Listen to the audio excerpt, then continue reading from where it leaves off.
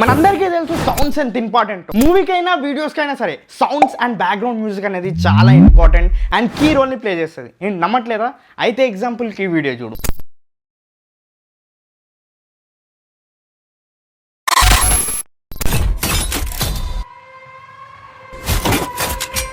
నమ్మినావు కదా? Welcome to 100 days 100 learning challenges day 10. Hundreds of sounds and sound effects, background music, అది కూడా non copyright strike. And అలాగే ఈ website free కూడా.